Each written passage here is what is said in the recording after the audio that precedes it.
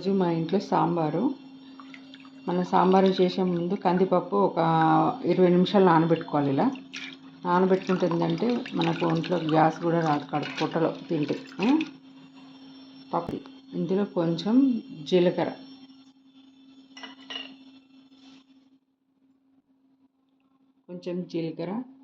కొంచెం వెల్లుల్లిపాయ,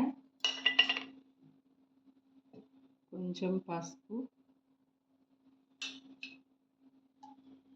కొంచెం నూనె, ఇవన్నీ వేసుకొని మనం కుక్కర్ మీద మూత పెట్టుకోవాలి. కుక్కర్ మీద మూత పెట్టుకొని 3 విజిల్స్ రావాలి. కొంచెం ఆయిల్, సాంబార్ సరిపడా ఆయిల్, ఆవాలు, జీలకర్ర,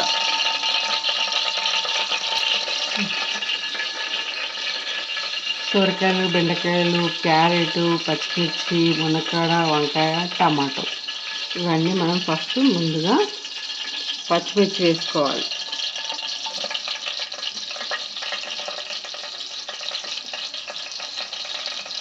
ఇలా వేయాలి.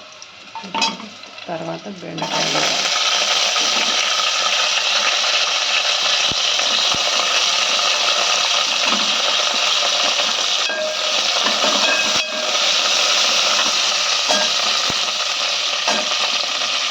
తర్వాత క్యారెట్, ఇవన్నీ వేసుకోవాలి. మనం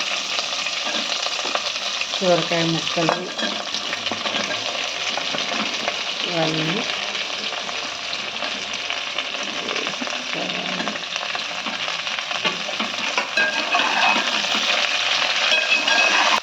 టమాటా కూడా వేసి, టమాటా ముక్కలు కూడా వేసుకోండి. ఒక స్పూన్ సాల్ట్, కొంచెం పసుపు, కొంచెం కారం వేయించి, జీలకర్ర మెంతులు వేయించి చేసుకున్న గ్రైండర్, ఇది పొడి కొంచెం వేసుకోవాలి. దీని టేస్ట్ ఇది. ఒక కప్పు చింతపండు రసం,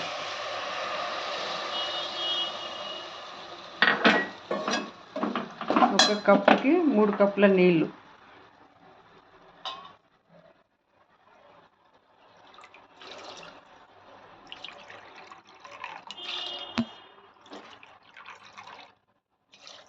పప్పు ఉడికిందో చూద్దాం ఇప్పుడు.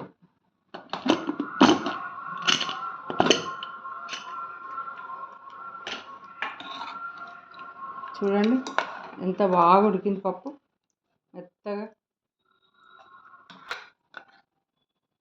చిన్నపిల్లలు కొంచెం సాల్ట్ వేసేసి, ఇది ముద్దపప్పు, కొంచెం నెయ్యి వేసి పిల్లలకి, పసిపిల్లలకి పెడితే చాలా బాగా తింటుంది. మరుగుతుంది చింతపండు రసం.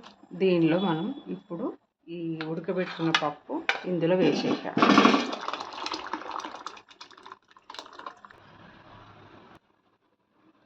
సాంబారు కరివేపాకు వేయాలి, అదే టేస్ట్, గుమ్మగుమ్మలాడిపోతుంటుంది. ఓకేనా?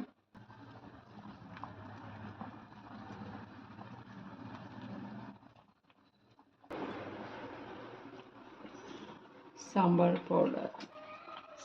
పౌడర్ ఇప్పుడు వేసుకోవాలి, మరిగేటప్పుడు వేయాలి.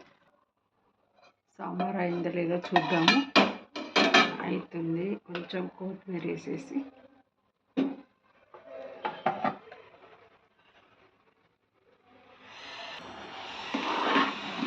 సాంబార్ రెడీ.